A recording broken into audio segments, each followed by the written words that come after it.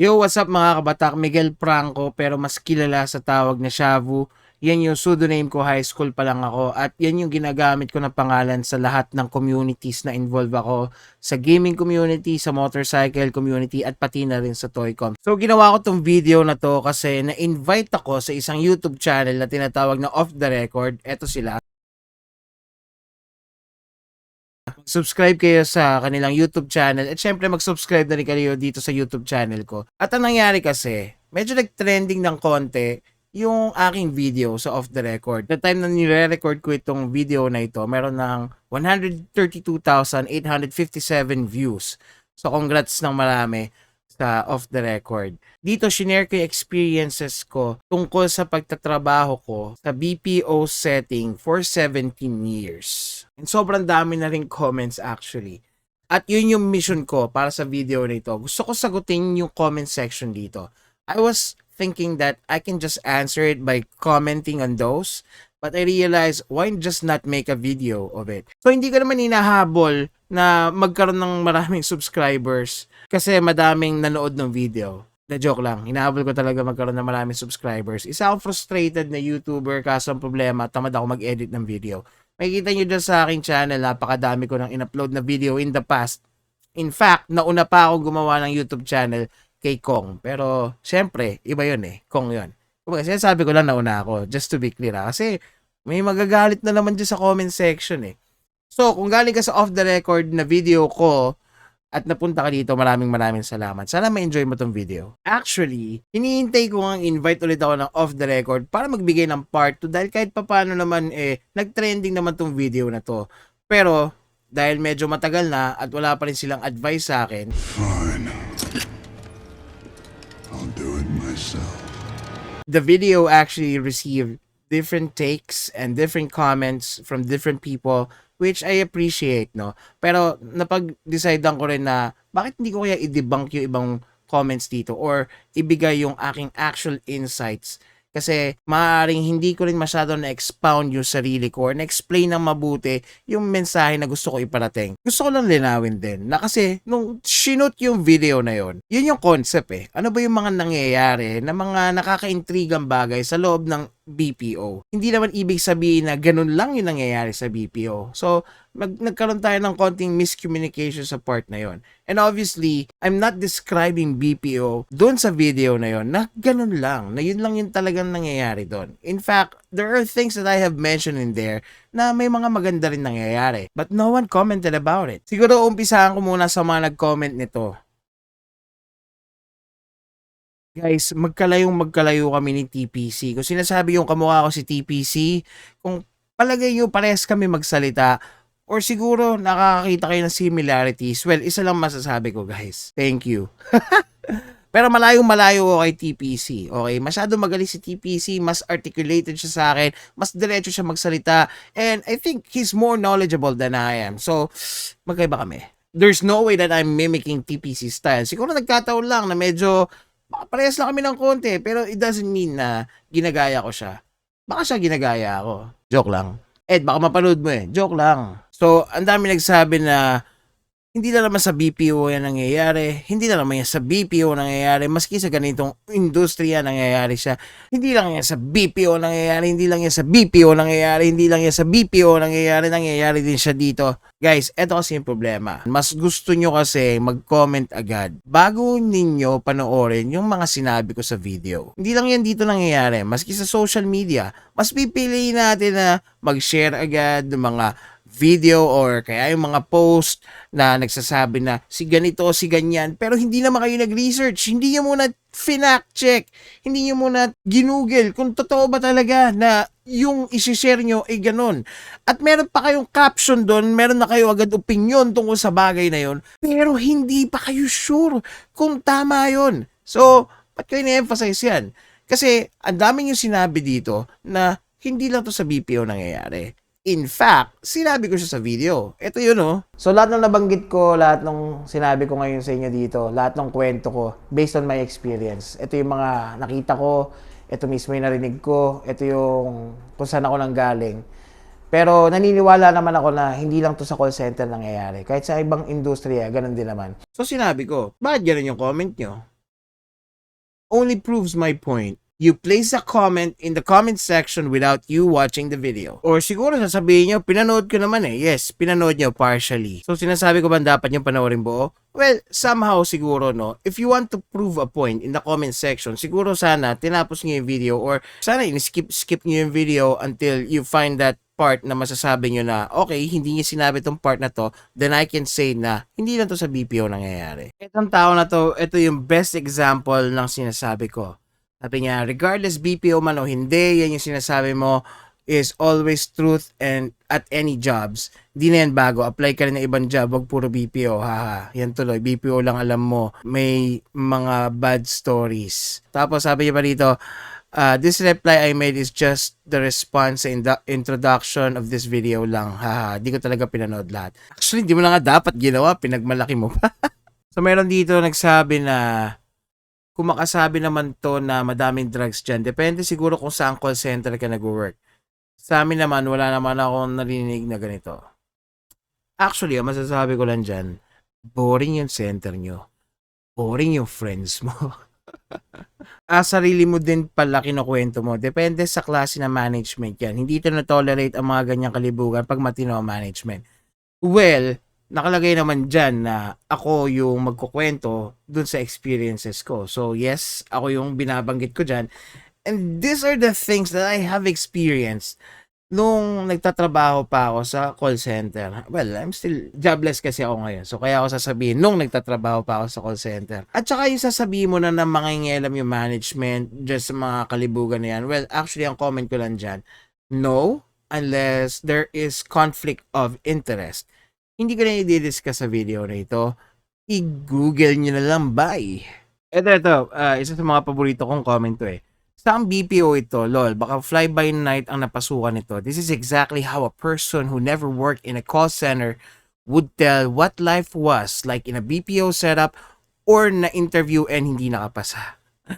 Tapos, nagbasa-basa ng forums about call center, coming up with stories like this, yung kabitan, kahit saang industry yan. And ano pa yung sinabi niya isa?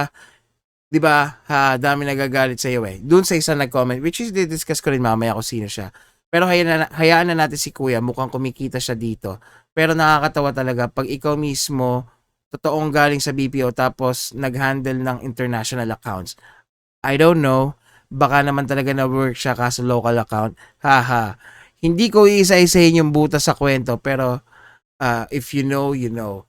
Well, nag-handle ako ng local account. Most of my experiences, I've handled international accounts. Now, I don't have to emphasize the accounts. I don't have to emphasize the companies that I've worked with. Pero siguro, tingnan nyo na lang yung ibang IDs ko. So, yan yung mga IDs. Siguro, kung sinasabi mo na hindi ako nag-handle ng international account, tignan mo na lang tong ID ko dito.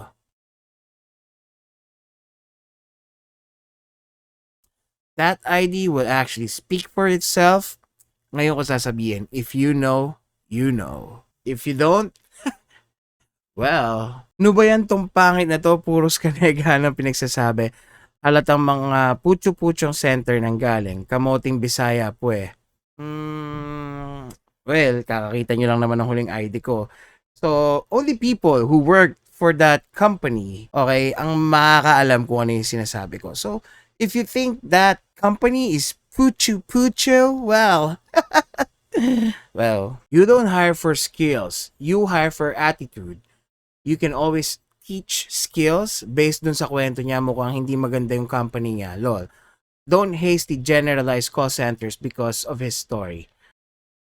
I respect your take here, sir. I don't know if you are from recruitment, but as someone who have conducted final interviews in the past, mas gusto ko talaga kasi mag-hire ng tao na arrogante at mayabang, na matalino, kesa sa tao na mabait, sakto lang, tapos parang hindi naman siya competitive. Yes, we can always teach skills, but that's the problem, no? Ang tingin ko kasi dito, yung taong mayabang at arrogante at gustong lagi may pinapatunayan, mas competitive sila eh. Kumbaga, there are those people na gusto nila, they're always on the top, and it's something that I really want sa isang ahente or sa isang empleyado. Rather do sa tao na, alam mo yon na sakto lang, mabait naman siya, pero, you know, you can always teach skills. I recognize that. But that's the problem as well. You cannot teach attitude. 'Di ba? Parang paano mo sasabihin na maging competitive ka kung hindi naman yun yung kanyang personality. So, yun naman yun sa akin. Again, I respect what you're saying here. It's recognizable. Again, we have different takes on that. But, from my experience, maraming mabait na tao na hindi rin deserving yung trabaho just because mabait lang sila. Of course, we are talking about the business here. This is not charity. We also have to fight for numbers. It's very important. But again, that's my take. Up to you. Nasa inyo naman yun kung paano nyo patatakbuhin yung kumpanya nyo. It just so happen na ganun ako. If 17 years siya sa BPO industry at 34 siya, means 17 years old siya next start. If I'm not mistaken, kailangan college grad ka para makapasok. Recently, kung natanggap ng hindi, medyo bago yung comment niya. Okay, so ako may rin naman ako sa math. But I believe I also mentioned that in the video na 5 days after my 18th birthday, or hindi ko man siya nabanggit, 5 days after my 18th birthday, nag-apply na ako agad sa BPO and I was hired on the spot. Tama naman sana yung math mo, pero you were not able to consider that it's just August and there are remaining months of the year. So malay mo yung birthday ko within the year, magta-35 na ako. So 17 plus 18, you do the math. Ang daming HIV positive na call center agent. And do sa timestamp na binigay niya 35-32, pakinggan natin. Tabi mo namang isa, bobo mag-English. Ito, pangit yung boses. Nanlait yung taong mukhang hindi naman magaling sa English. Clearly, siya talaga yung toxic, lol. You think that I don't have an excellent command of the English language? That's totally fine. Honestly, I'm a very spontaneous person and I'm afraid that I might get misunderstood, especially with the message that I'm trying to deliver in that video. But obviously, even I spoke in Tagalog most of the time. In that video, I still get misunderstood and that's totally fine. I mean, you do you. Now, about those people that I was referring to, like the people who's bobo here and another person that doesn't speak well on the right side, I was actually pertaining to my friends. So I was thinking of, some of my closest friends. Ito nagsasalita ng bobo sa kasama, di naman pala nakapagtapos. Actually, partida na nga yun Hindi pa ako nakakapasa dyan, pero parang nararamdaman ko na rin yung ganang energy sa call center. I remember nung nag-apply ako dyan, yung babae na nag-interview sa akin, kinikis-kiss niya yung legs niya sa akin. Madikit ka at flirty. First time ko naranasan yun sa interview. Magkikita rin yung call center after ko dito sa Taiwan. Medyo nahirapan ako doon sa mga kung paano mo tinype yung mga salita dito. Pero parang gusto ko malaman kung saan call center ka nag-apply. Ito namang comments na to, medyo marami-rami rin to Okay? And lagi nilang sinasabi na mali yung sinabi ko na madaling makapasok sa call center noon kesa sa ngayon. So let me recognize these comments na sinasabi na you guys beg to disagree na mas madaling makapasok sa call center noon kesa sa present time. Siguro, kaya ko yun nasabi, I'm just lucky kasi on my first try, I was able to get the job. 2007 yon. And siguro swerte rin ako ulit kasi bata pa lang ako. I was already taught how to speak in English. Second is that maybe I was really fond of reading my textbooks, especially pag bakasyon. Yun yung isa sa mga bagay na pinagkakaabalahan ko. And siguro hilig ko rin talaga makipag-converse using a different language. But I do remember that I have friends na hindi sila makapasok sa call center. And I understand kung ba't ngayon nasabi. Siguro, kaya ko lang naman nasabi na it was easy for me. Okay? For me, it's because hindi ako nahirapan. Kasi after my first call center, I applied for another one. I got hired again on my first try and then di ko makakalimutan siguro yung time ko sa Convergys kasi pangarap ng nanay ko yun makapagtrabaho sa Convergys because back then, Convergys was the biggest call center company in the Philippines. And it's something if you are actually working for Convergys. So, alam mo yon during that time, kahit saan ako mag-apply, kasi di ba puro ganun, laging first time, natatanggap naman ako agad. So, maybe that's the reason why I said that it was easier for me. Now, the reason why I'm saying that it's hard for me right now is if I weigh things and if I make a comparison of the situation before and the situation right now, my current situation, nahihirapan ako because yung posisyon na sinusubukan kong applyan, it's not entry level anymore. That's one. Number two, the salary or the compensation, I'm asking above the market value. Kasi isa yan sa mga bagay na pinaghirapan ko talaga all throughout the years. So honestly, it's really tough for me to get a job right now. Maybe the competition is really tough kasi syempre iba na yung panahon ngayon versus sa noon. Can still say that it was easier for me to get a job way back 2007, 2010, 2011. Parang ang sama ng call center experience sa kuya. I've been in the industry for a while, from corporate setting to BPO. I must say na okay naman ang buhay ko sa BPO. Mas tahimik at mas mabilis lumaki sahod, lol. Sa dati kong work, nasa 30k lang sahod ko sa loob ng 6 years, kakaunti lang ang increase. Nasa BPO, in just 4 years, nasa 70k na ako. The goal of the video is to showcase the bad things happening in a BPO setup in my perspective for the past 17 years. It doesn't mean na lahat ng nangyayari sa BPO ay yung mga masasama lang nangyari. It was just part of it.